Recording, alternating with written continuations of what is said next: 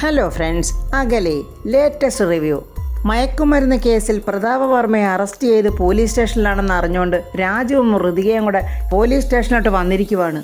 വനിതാ സൂപ്രണ്ടിനോട് രാജു പറയുന്നു, മേഡം, ഞാൻ വർമ്മ സാറിൻ്റെ PA ആണ്. അതിന് ഞാനെന്ത് വേണം? ഞാൻ വന്നത് മേഡത്തിനെ കണ്ടൊന്ന് സംസാരിക്കാൻ.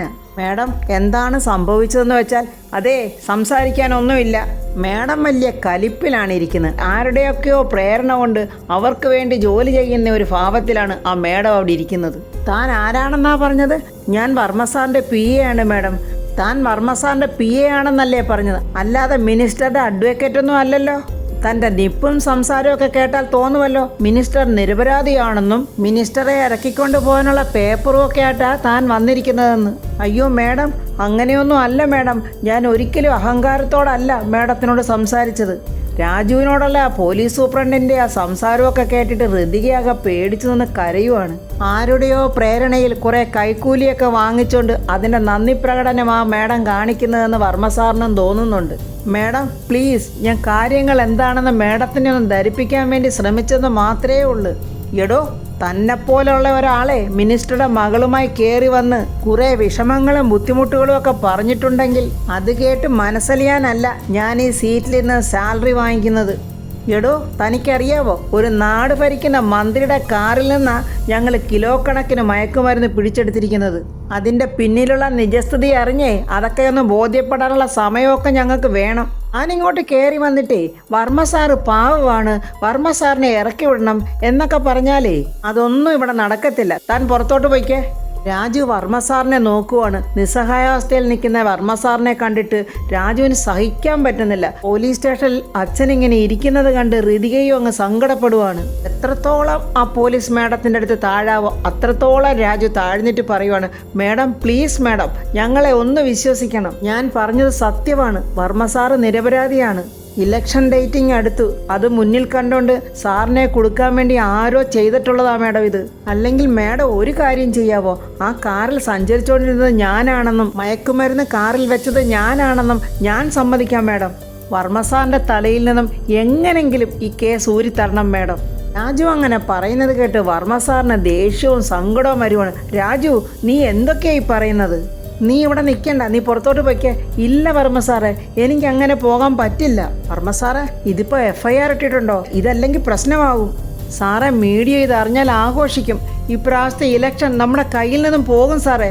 നമ്മുടെ പാർട്ടിയും ജനങ്ങൾ വർമ്മ സാറിൽ അർപ്പിച്ചിരിക്കുന്ന വിശ്വാസവും എല്ലാം നഷ്ടമാകും സാർ.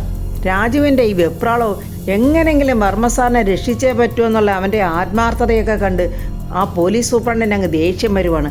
അവളിങ്ങനെ രണ്ടുപേരെ മാറിയും തിരിഞ്ഞും ഇങ്ങനെ നോക്കിക്കൊണ്ടിരിക്കുവാണ്. എൻ്റെ വർമ്മ സാറിൻ്റെ ഇമേജ് തകരും. എനിക്കതൊന്നും കണ്ടോണ്ട് നിൽക്കാനാവില്ല സാറേ. ഇത്രയും നേരം രണ്ടുപേരെ മാറിയും തിരിഞ്ഞും നോക്കിക്കൊണ്ടിരുന്ന പോലീസ് സൂപ്രണ്ടിൽ പറയാ, ഡോ, താനിത് എങ്ങോട്ടാ കത്തിക്കയറി പോകുന്നത്? കുറ്റം സമ്മതിക്കാനോ? അതും എൻ്റെ അനുവാദമില്ലാതെയോ? ഇതൊന്നും ഇവിടെ നടക്കില്ല. താൻ പുറത്തോട്ടൊന്ന് പോയി നിന്നേ. പ്ലീസ് മേഡം, ഞാൻ റിക്വസ്റ്റ് ചെയ്യാം മേഡം. ഞാൻ വേണമെങ്കിൽ മേഡത്തിൻ്റെ കാല് പിടിക്കാം എന്നും പറഞ്ഞ് രാജു ആ പോലീസ് സൂപ്രണ്ടിൻ്റെ കാലെ പിടിക്കുവാണ്. അത് കണ്ടിട്ട് വർമ്മ സാറിനും ഋതികയ്ക്കും തീരെ സഹിക്കുന്നില്ല. വർമ്മ സാർ, രാജു നീ എന്തുമായി കാണിക്കുന്നത്? എടോ, തനിക്ക് പറഞ്ഞാൽ മനസ്സിലാകത്തില്ലയോ? മേഡം പ്ലീസ് മേഡം, ഞാൻ പറയുന്നത് ഒന്ന് കേൾക്ക് മേഡം. അപ്പം തന്നെ ആ പോലീസ് സൂപ്രണ്ട് ഉടനെ ബെല്ലടിച്ചൊരു പോലീസുകാരനെ വരുത്തുന്നുണ്ട്. ഡോ, ഇയാളെ പിടിച്ച് പുറത്തോട്ടൊന്നാക്കിക്കുക പ്ലീസ് മേഡം. അങ്ങനൊന്നും ചെയ്യല്ലേ മേഡം, പ്ലീസ് മേഡം, സാറ് നിരപരാധിയാണ്, FIR ഇടല്ലേ മേഡം എന്നിങ്ങനെ പറയുമ്പോഴേക്കും ആ വന്ന പോലീസുകാരൻ രാജുവിനെ പിടിച്ച് വലിച്ച് പുറത്തോട്ട് കൊണ്ടുപോവാണ്. ഇത് കണ്ട് ഋതിക പൊട്ടിക്കരയുവാണ്. വേണ്ടേ, ഇവിടെ കരച്ചിലും പിടിച്ചിലും ഒന്നും പാടില്ല, പുറത്തോട്ട് ഇറങ്ങി നിൽക്കാനാ പറഞ്ഞത് എന്നും പറഞ്ഞ് ഋതികയും വഴക്ക് പറഞ്ഞ് ഋതികയും പുറത്തോട്ട് പറഞ്ഞു വിടുവാണ്. അപ്പോഴാ പോലീസ് സൂപ്രണ്ടിന് മേലുദ്യോഗസ്ഥൻ്റെ ആണെന്ന് തോന്നുന്നു ഒരു ഫോൺ കോൾ വരുന്നുണ്ട്. യെസ് സാർ, FIR എഴുതാൻ പോകുന്നതേ ഉള്ളൂ. ഇവരെന്തൊക്കെ വാദങ്ങൾ നിരത്തിയാലും നമ്മൾ അവരെ കണ്ടെത്തിയ സാഹചര്യവും തുണ്ടി മുതലും ഇതിൻ്റെയൊക്കെ അടിസ്ഥാനത്തിൽ കേസ് എടുത്തേ പറ്റൂ സാർ. അതെ സാർ, ഞാൻ FIR എഴുതാൻ പോവുക എന്നും പറഞ്ഞ പോലീസ് സൂപ്രണ്ട് ഫോൺ വെക്കുന്നുണ്ട്.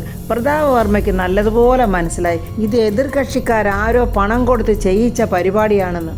അപ്പോഴേക്കും മയക്കുമരുന്ന് കണ്ടുപിടിച്ച 2 പോലീസ് ഉദ്യോഗസ്ഥന്മാരും അങ്ങോട്ട് വരുന്നുണ്ട്.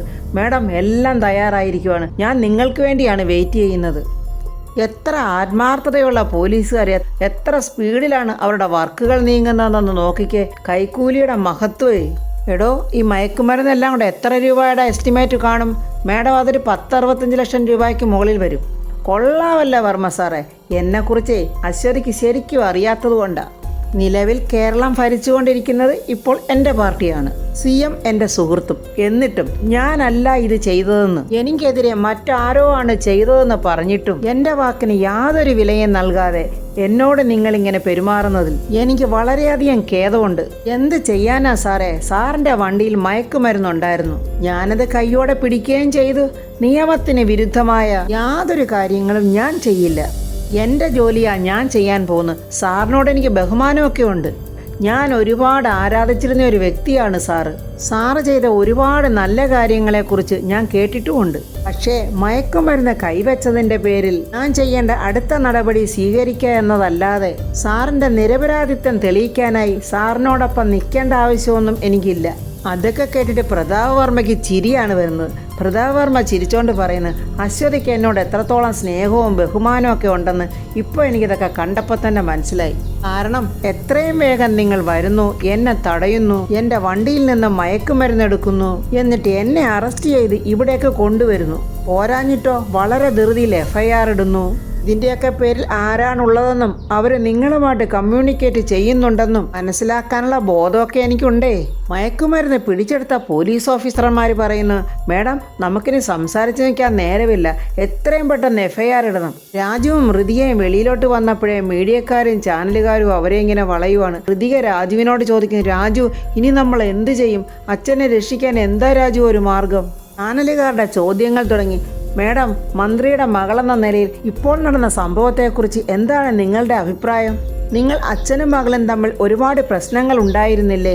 അച്ഛനെക്കുറിച്ച് എന്തെങ്കിലും പറയാനുണ്ടെങ്കിൽ ഇപ്പം തുറന്നു പറയണം മേഡം. ഋതിക കരഞ്ഞുകൊണ്ട് പറയുന്നു, എനിക്കൊന്നും പറയാനില്ല. സ്വന്തം അച്ഛൻ അറസ്റ്റിലായപ്പോഴും മേഡം മൗനം പാലിക്കുവാണോ? അങ്ങനെ ആവശ്യമുള്ളതും ആവശ്യമില്ലാത്തതുമായ കുറേ ക്വസ്റ്റ്യൻസുകളുമായിട്ട് അവരിങ്ങനെ അവരെ വളഞ്ഞിരിക്കുവാണ്. രാജുവിന് ദേഷ്യം വന്നിട്ട് വയ്യ. നിങ്ങൾ എന്തൊക്കെയായി പറയുന്നു? ശല്യം ചെയ്യാതെ ഒന്ന് മാറി നിൽക്കൂ പ്ലീസ്. പോലീസ് സൂപ്രണ്ട് വീണ്ടും പ്രതാപ് വർമ്മയോട് പറയുവാണ്, സാർ, എന്നോടൊന്നും തോന്നരുത്, ഇതെൻ്റെ ജോലിയാണ്. FIR എഴുതി എനിക്ക് എൻ്റെ ജോലി തീർത്തേ പറ്റൂ.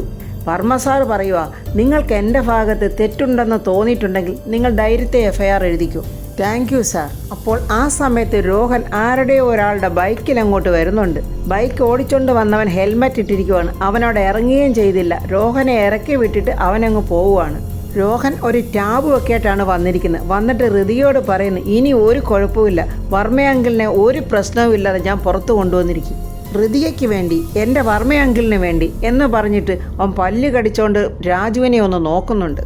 രോഹൻ FIR എഴുതിക്കൊണ്ടിരിക്കുന്ന സൂപ്രണ്ടിൻ്റെ അടുത്തോട്ട് ചെന്ന് മേഡം എന്ന് വിളിക്കുമ്പോൾ, ഇതാരാ പുതിയ അവതാരം, പുതിയ തലവേദനയും കൊണ്ട് വന്നിരിക്കുവാണല്ലോ. രോഹൻ അങ്ങനെ ആതിഥ്യ മര്യാദയൊക്കെ കാണിച്ചുകൊണ്ട് വന്ന് സ്വയം പരിചയപ്പെടുത്തുവാണ്. ഞാൻ രോഹൻ, ഞാൻ മന്ത്രി സോമരാജൻ്റെ ജ്യേഷ്ഠൻ്റെ മകനാണ്. ഓക്കെ, അതിനെന്താ വേണ്ടത്? മേഡം, FIR എഴുതുന്നതിന് മുമ്പ് മേഡം ഈ വീഡിയോ ഒന്ന് കണ്ടു നോക്ക്. എന്ത് വീഡിയോ? കാണട്ടെ എന്നും പറഞ്ഞ് ആ സൂപ്രണ്ട് ആ വീഡിയോ കാണുവാണ്. ആ വീഡിയോയിലെ ദൃശ്യങ്ങൾ കണ്ട് അവൾ അങ്ങനെ കണ്ണും മിഴിച്ചിരിക്കുകയാണ്. ആരോ ഒരാൾ ബ്ലാക്ക് ഡ്രസ് ഇട്ട് പ്രതാപ വർമ്മയുടെ കാറിൽ മയക്കുമരുന്ന് വെക്കുന്നതാണ് കാണുന്നത്. അത് കണ്ടിട്ട് ആ പോലീസുകാരി അത്രയും നേരം പിടിച്ചിരുന്ന തലക്കനമൊക്കെ അങ്ങ് പോയി എന്ത് പറയണമെന്നറിയാതെ ആകെ നിന്ന് വിഷമിക്കുവാണ്. ഇതിപ്പോൾ ആരോ സാറിനെ കരുതേക്കാൻ വേണ്ടി മനഃപൂർവ്വം ചെയ്ത കെണിയാണ്. രോഹൻ പറയുക, മേഡം, ഇത് അവർ വെച്ചത് എൻ്റെ കാറിലാണ്. പിന്നെ എൻ്റെ കാറിൽ നിന്ന് എങ്ങനെയാണ് അങ്കിളിൻ്റെ കാറിലോട്ട് മാറ്റിയതെന്ന് എനിക്കറിയില്ല. ആക്ച്വലി ഇത് ചെയ്ത ആൾക്ക് ചിലപ്പോൾ കാറ് മാറിപ്പോയതായിരിക്കാം. അങ്കിളിനെ പരിചയമില്ലാത്ത ആരോ ആണിത് ചെയ്തിരിക്കുന്നത്. I am sorry sir, I am extremely sorry sir. ഞങ്ങൾക്ക് ഇങ്ങനെ ഒരു ഇൻഫർമേഷൻ വന്നപ്പോൾ മുകളിലേട്ട് അറിയിച്ചപ്പോൾ ഞങ്ങൾക്ക് ഒരുപാട് കോൾസ് വന്നിരുന്നു. അതിൽ സാറിനെ അനുകൂലിച്ചും എതിർത്തും അഭിപ്രായങ്ങൾ ഒരുപാട് വന്നിരുന്നു. ഞങ്ങൾക്ക് എന്താ ചെയ്യേണ്ടതെന്നറിയാതെ കൺഫ്യൂഷനിലായിപ്പോയി. സോറി സാർ, എനിക്ക് സാറിനോട് കുറച്ച് മര്യാദയില്ലാതെ സംസാരിക്കേണ്ടി വന്നു. എനിക്കിപ്പോൾ മനസ്സിലായി, മിസ്റ്റർ രോഹൻ പറഞ്ഞതുപോലെ നിങ്ങളെ പരിചയമില്ലാത്ത ആരുടെ കയ്യിൽ നിങ്ങൾക്കെതിരെ കൊടുത്തുവിട്ട മയക്കുമരുന്നാണ് നിങ്ങളുടെ കാറിൽ വന്നത്. ഞാനിത് വെറുതെ ഒന്നും വിടാൻ പോകുന്നില്ല. ഞാനിത് ആരാ ചെയ്തതെന്ന് കണ്ടുപിടിച്ച് അവർക്കുള്ള ശിക്ഷ ഞാൻ വാങ്ങിക്കൊടുത്തിരിക്കും. നീ ഇപ്പോൾ എനിക്ക് പോകാമല്ലോ എന്നും പറഞ്ഞ് പ്രതാപ് വർമ്മ അങ്ങ് എഴുന്നേൽക്കുമ്പോൾ അവൾ വീണ്ടും പറയുന്നു, I am extremely sorry sir. Rohan പറയുക, അങ്കിളെ ഞാൻ കുറച്ച് മുൻപേ ഇങ്ങോട്ട് വന്നിരുന്നെങ്കിൽ ഇവർ പറയുന്നതൊക്കെ കേട്ട് അങ്കിളിന് ഇവിടെ ഇരിക്കേണ്ടി വരില്ലായിരുന്നു. അങ്ങനെ പ്രതാപവർമ്മയും രോഹനും കൂടെ പുറത്തോട്ട് വരുമ്പോൾ ചാനലുകാരെല്ലാം അങ്ങ് വളഞ്ഞിട്ട് ഓരോരോ ചോദ്യങ്ങൾ ചോദിക്കുവാണ്. സാറിൻ്റെ ശത്രുക്കൾ ആരെങ്കിലും സാറിനെ മനഃപൂർവ്വം അപകീർത്തിപ്പെടുത്താൻ വേണ്ടി ചെയ്തതല്ലേ ഇതൊക്കെ? ഇലക്ഷൻ മുന്നിൽ കണ്ടുകൊണ്ട് സാറിനെതിരെ നടത്തിയ ഒരു നാണംകെട്ട പരിപാടിയല്ലേ ഇത്? പ്രതാപവർമ്മ പറയുവാണ്, നിങ്ങൾ പറഞ്ഞതൊക്കെ ശരിയാണ്. ഇലക്ഷനെ മുന്നിൽ കണ്ട് എൻ്റെ ശത്രുക്കൾ ആരോ എൻ്റെ വീട്ടിൽ അതിക്രമിച്ച് കടക്കുകയും എൻ്റെ കാറിനുള്ളിൽ മയക്കുമരുന്ന് കൊണ്ടുവന്ന് വെക്കുകയും ചെയ്തു. എനിക്ക് മയക്കുമരുന്നിൻ്റെ കച്ചവടം ഉണ്ടെന്ന് വരുത്തി തീർക്കാനായിട്ട് ശ്രമിക്കുകയും ചെയ്തു. എന്നാൽ ഞാൻ സ്നേഹിക്കുന്നതും എന്നെ സ്നേഹിക്കുന്നതുമായ ജനങ്ങളുടെയും സർവേശ്വരൻ്റെ അനുഗ്രഹവും കൊണ്ടും ഞാൻ തെറ്റുകാരനല്ലെന്ന് തെളിയിക്കുകയും ചെയ്തു. ഞാൻ തെറ്റുകാരനല്ലെന്ന് ഈ രോഹന് തെളിയിക്കാൻ കഴിഞ്ഞു. അങ്ങനെ രോഹൻ അവരുടെ മുന്നിൽ വലിയ ഹീറോ ആയി മാറുവാണ്. അപ്പോൾ റിപ്പോർട്ടർമാരിൽ ആരോ ഒരാൾ ചോദിക്കുന്നുണ്ട്, രോഹനും സാറിൻ്റെ മകളുമായിട്ടുള്ള കല്യാണം തീരുമാനിച്ചിരിക്കുവാണെന്ന് പറയുന്നുണ്ടല്ലോ, എത്രത്തോളം ശരിയാണ് സാർ അത്? രോഹൻ ഉടനെ പറയുക, ഇതൊക്കെ ഞങ്ങളുടെ പേഴ്സണൽ കാര്യങ്ങളാണ്, ദയവ് ചെയ്ത് ഞങ്ങളുടെ പേഴ്സണൽ കാര്യങ്ങളിലൊന്നും ഇടപെടരുത്. നിങ്ങൾക്ക് കിട്ടാനുള്ള ന്യൂസൊക്കെ കിട്ടിയില്ലേ, ഇനി നിങ്ങൾക്ക് പോയിക്കൂടെ, ഞങ്ങൾ പോകട്ടെ, അങ്കിളെ വാ പോകാം എന്നും പറഞ്ഞ് രോഹൻ വലിയ അധികാരത്തോടെ പ്രതാപവർമ്മയെ വിളിച്ചോണ്ട് പോവുകയാണ്. അവരെല്ലാവരും കൂടെ അങ്ങനെ പോകുമ്പോൾ രാജു സങ്കടത്തോടെ അവിടെ ഒറ്റയ്ക്ക് നിൽക്കുവാണ്. വിഷമത്തോടെ ഋതിക രാജുവിനെ തിരിഞ്ഞ് നോക്കിയാണ് പോകുന്നത്.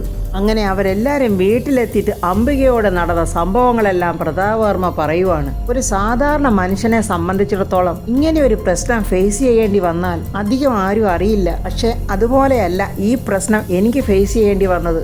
കാരണം എനിക്കെതിരെ വളരെ ശക്തമായ തെളിവുകളായിരുന്നു അവരുടെ കയ്യിലുണ്ടായിരുന്നത്. എനിക്കെതിരെ എന്ത് ആരോപണങ്ങൾ ഉണ്ടായാലും എനിക്ക് വേണ്ടി അതെല്ലാം തെറ്റാണെന്ന് തെളിയിച്ച എന്നോടൊപ്പം എൻ്റെ നിഴലായി കൂടെ ഉണ്ടായിരുന്ന രാജുവിന് പോലും ഒന്നും ചെയ്യാൻ കഴിഞ്ഞില്ല. രാജു അതിനൊന്നും ചെയ്തില്ലെന്നല്ല ഞാൻ പറഞ്ഞത്. ആർക്കും ഒന്നും ചെയ്യാൻ കഴിയാതെ നിന്നപ്പോഴാണ് രോഹന്റെ വരവ്.